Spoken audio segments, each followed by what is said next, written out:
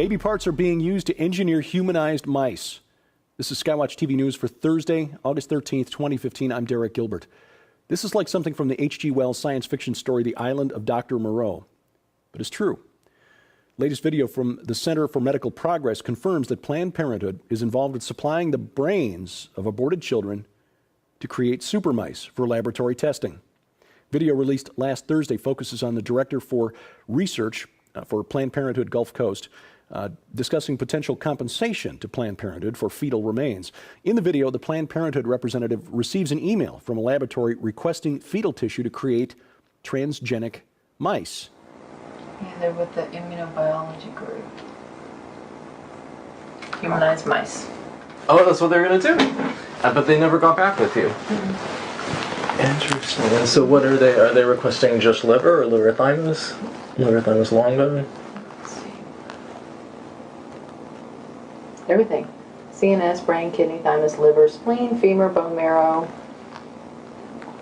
hematopoietic stem cells from 14 to 22 weeks of gestation. They're going to engraft all of those or just the hematopoietic? Purpose and objectives. And they wanted up to 22 weeks. Yeah, including CNS, brain. Wow, they want everything. See, so that's the thing. So for a study like that, if we could provide, just a whole cadaver, and then they can take exactly what they want with the full quality, and everything, that is actually going to be ideal for them.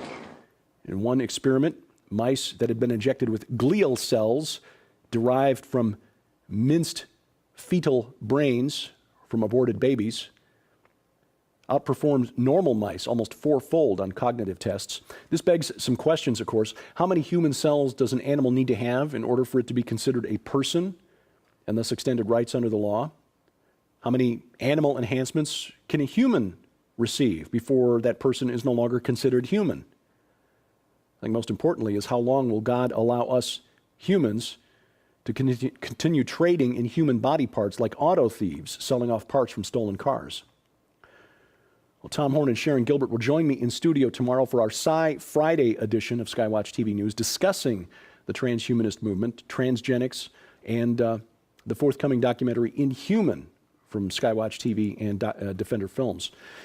In other news, aliens saved America from nuclear war. That sounds like a headline from Weekly World News, but it's a claim from Dr. Edgar Mitchell, the sixth man to walk on the moon. Dr. Mitchell said that UFOs were spotted over the missile testing base at White Sands, New Mexico, and test missiles were frequently shot down, not just American, but Russian as well, by extraterrestrial craft. Apparently, our space brothers wanted to prevent a nuclear war between the U.S. and Russia.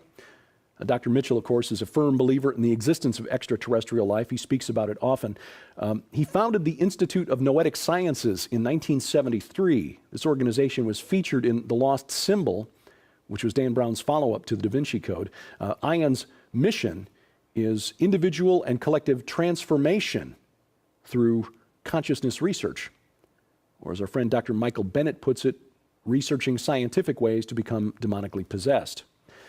Out in space, the dwarf planet Ceres in the asteroid belt, raising more questions than answers. We've talked before about the mysterious glowing spots and the craters on Ceres, but now the Dawn probe orbiting Ceres has revealed glowing streaks running down the side of a 4-mile-tall pyramid-shaped mountain. NASA researchers don't have an explanation for those glowing spots, so until we hear otherwise, we'll just assume that those are headlights on an idling spacecraft, because you know that there are those in the UFO community who do. We've taken a step closer toward creating our first Terminator, or for you Battlestar Galactica fans, our first Cylon. Researchers at the University of Cambridge have created a robot that breeds and improves generation upon generation. The mother bot was programmed to create child robots with the capability of movement, building with small plastic squares and with a small motor inside.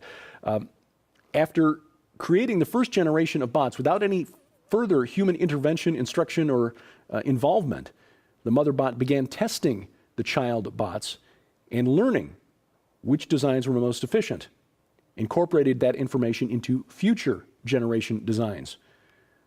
And not surprisingly, the researchers are using this as a model for the development of intelligence in human evolution. But the bigger story, of course, is that we have developed a machine now that is capable of designing and refining and improving the designs of future generations of robots and machines. Again, a step closer toward the Terminator scenario.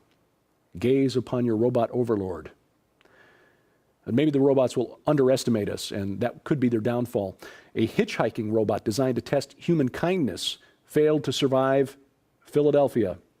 Hitchbot was dropped off on the East Coast by Canadian researchers with a sign that read San Francisco or bust, but before it escaped the city of brotherly love, it was dismembered and decapitated. China has devalued its currency against the dollar for the third day in a row. The drop of 1.1% against the dollar overnight makes its overall devaluation about 4.5%. A spokesman for the People's Bank of China said that rumors that China wants to see its currency devalued by 10% against the dollar are unfounded. The funny thing is, they're already halfway there. Analysts are worried that this could create a new currency war or a trade war. A weaker Chinese currency means that their exports are more competitive, cheaper to foreign buyers. Now, the dollar was relatively weak in recent years against the euro, the yen, other currencies.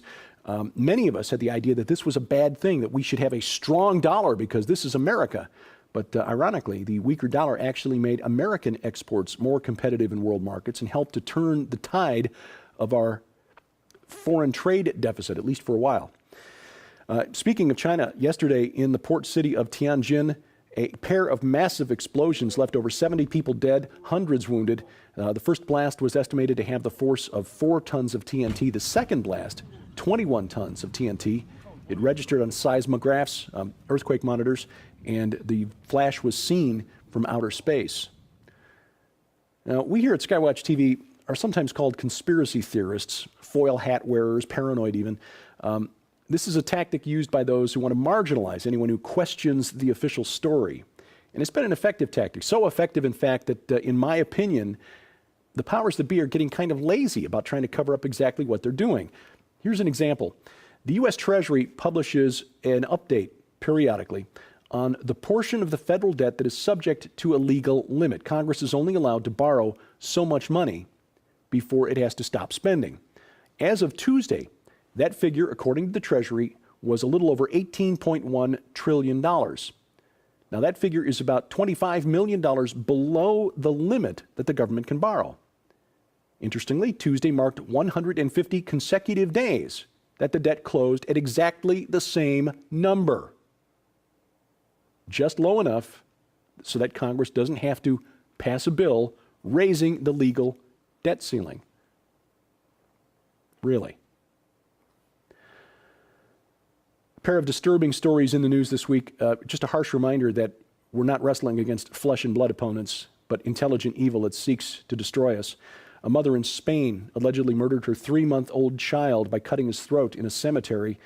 She ran into a chapel afterward shouting, "I have the devil inside." She'd been seeking psychiatric treatment before the murder. And in Phoenix, a man accused of killing his wife howled in court Saturday as the charges against him were read. 43-year-old Kenneth Wakefield allegedly decapitated his wife, then gouged out his eye and cut off his own hand. Again, we in the West are likely to look at these people and say they clearly need medication, psychiatric treatment, and while that may be partly true, their behavior would indicate that there's something more at work, something unseen at work, that perhaps the Apostle Paul knew what he was writing about when he told the church at Ephesus that our true opponents are principalities, powers, rulers of spiritual darkness. In fact, that is the point, one of the points that Chris Putnam makes in his excellent book, The Supernatural Worldview. The supernatural realm is real. Skeptics may deny it, but the scientific evidence is building up. In fact, to the point where the scientific community is beginning to accept the existence of the supernatural realm as a given, while we in the West, in the churches in the West, have desupernaturalized our faith. Second part of our interview with Chris about the supernatural worldview aired Tuesday night on the Christian Television Network. If you missed it, you can see it now on the SkyWatch TV YouTube channel.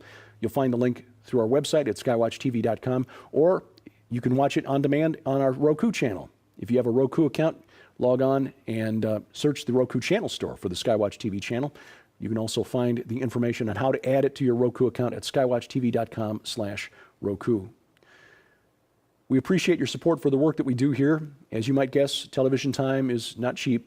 And for your financial support, your gift this month, during the month of August, for $20 or more, we'd like you to have these gifts. A fascinating true account of the discovery of one of the most notorious cities of all time, actually. Discovering the City of Sodom by Dr. Stephen Collins and Dr. Latane Scott. And Billy Graham's latest book, The Reason for My Hope, Salvation.